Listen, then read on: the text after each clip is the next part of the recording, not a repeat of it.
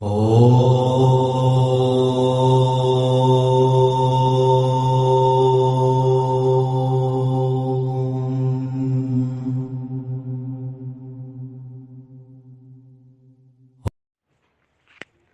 ओम नमस्ते जी। सांख्य दर्शन पंचम अध्याय सूत्र संख्या 38 हमारा चलेगा। तो सूत्र 38 में क्या कहा? त्रिभि संबंध सिद्धि। इसका सूत्रार्थ है तीन प्रकारों से शब्द और अर्थ के संबंध का ज्ञान होता है। पहला, आप्तों के उपदेश से। दूसरा, वृद्धों के व्यवहार से। तीसरा, प्रसिद्ध पदों के सहचार से। तो ये सूत्रार्थ हो गया। तो ये सूत्र 38 जो है इसका संबंध सूत्र 37 से है। इसके पहले सूत्र 37 में हमने पढ़ा था कि वाच्यवाचक का जो संबंध है, अर्थात शब्द और अर्थ में जो संबंध है वो दोनों एक ही है। उसको वाच्यवाचक संबंध कह लें या शब्द और अर्थ में संबंध कह लें। तो शब्द और अर्थ में वाच्य वाचक का संबंध होता है। तो वाच्यवाचक संबंध कहें या शब्द और अर्थ में संबंध कहें, एक ही बात है। तो अब इसमें कहा कि जो वाच्यवाचक संबंध था, अर्थात वो जो शब्द और अर्थ के संबंध का हम पाठ पढ़े थे, तो वो संबंध की सिद्धि कैसे होती है, ये भूमिका में है। तो इसका उत्तर यहाँ पर दिया कि तीन प्रकार से उस वाच्यवाचक संबंध का या शब्द और अर्थ के संबंध का हम यहाँ पर सिद्धिकरण कर सकते हैं, अथवा उसकी इस प्रकार सिद्धि होती है। तो पहला, आप्त के उपदेश से।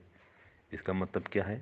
जो आप्त है, विद्वान है, सत्यवादी, धर्मात्मा, योगी, ऋषि, महर्षि है, उनके उपदेश से सिद्ध होता है। जैसे कि उन्होंने कहा शासनावती गौ, जो गौ माता है वो गल कंबल वाली होती है।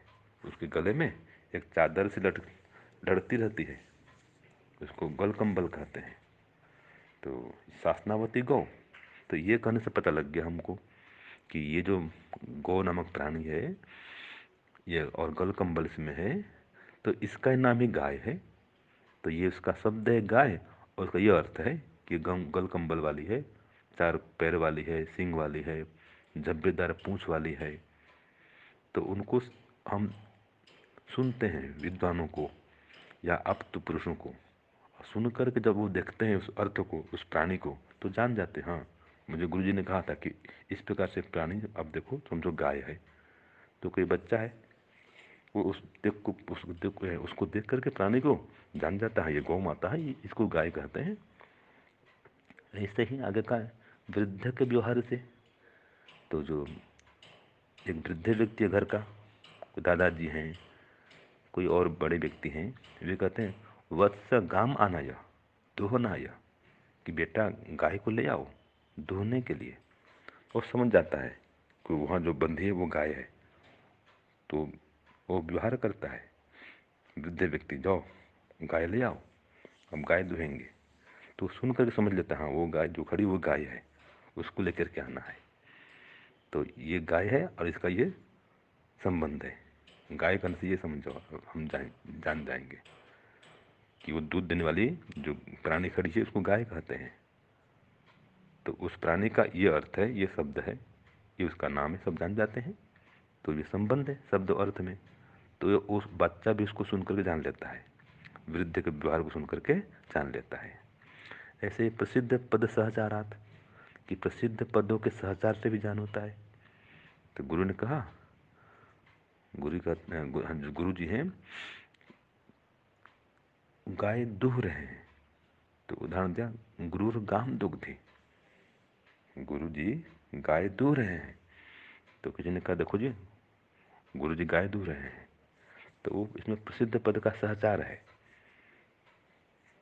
तो गाय और दूहना, गाय दूहना इनका संबंध है। तो गुरु जी गाय दूह रहे हैं, और इसको देख के कोई बालक समझ जाता है हाँ इसको गाय कहते हैं, जिसको गुरुजी दुह रहे हैं। तो इस प्रकार से वो शब्द और अर्थ के संबंध का जान हो जाता है।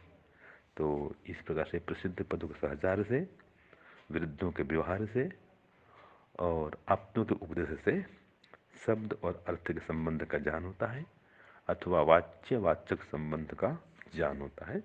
ये सूत्र 38 में बता दिया गया है। ओम शांति ओम श्रम।